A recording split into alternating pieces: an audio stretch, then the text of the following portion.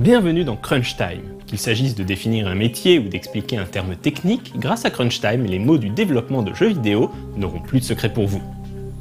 Comme vous avez pu le voir, le générique de l'émission vient d'être patché. Le mot anglais patch désigne à la base un morceau, une pièce de tissu dont on se sert pour réparer un vêtement troué ou déchiré. Patcher, c'est donc rapiécer, un programme défectueux.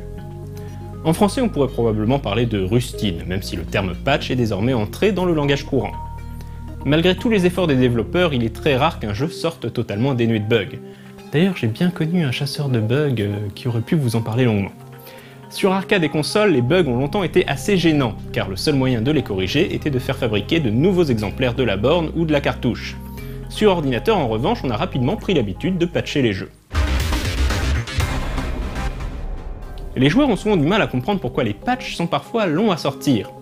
Eh bien c'est tout simplement parce que les testeurs doivent rejouer à l'intégralité du jeu pour s'assurer que le patch ne rajoute pas de nouveaux bugs. Un patch que les joueurs estiment facile va parfois demander de longs allers-retours et de nombreuses phases de test. Surtout que sur PC, il faut tester le jeu sur de multiples configurations.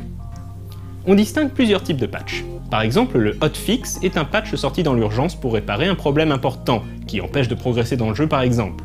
Le balance patch, qu'on trouve fréquemment dans les jeux de stratégie, change certaines valeurs du jeu afin de rééquilibrer la difficulté ou la puissance de certaines unités.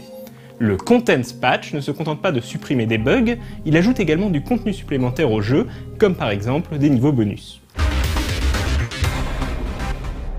Il y a aussi le Day One patch, le patch du premier jour, de plus en plus fréquent dans les jeux PC pour le meilleur ou pour le pire.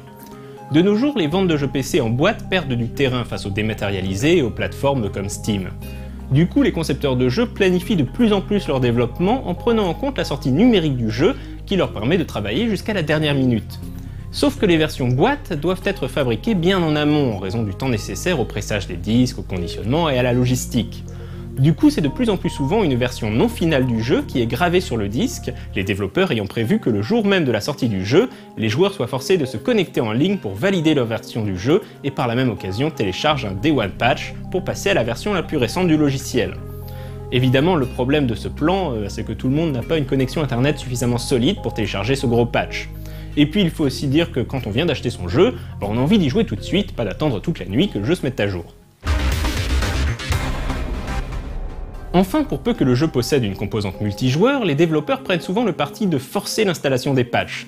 Car si un joueur qui a encore la version 1.3 souhaite jouer contre un joueur ayant la version 1.4, il y a de grandes chances que les différences de code et de fichiers entre les deux versions causent des erreurs de synchronisation, la fameuse erreur out of sync, ou génèrent des erreurs au niveau du contrôle de redondance cyclique qui gère les transferts de paquets de données, mais là on rentre dans des choses un peu techniques qui dépassent le cadre de cette émission. En tout cas, Crunch Time est désormais patché, vous pouvez admirer le générique réalisé par Matthew et mis en musique par Alex Brandon dans toute sa splendeur. La précédente émission a également été mise à jour sur Noco, mais vu que vous devrez être abonné pour en profiter, c'est quasiment un DLC.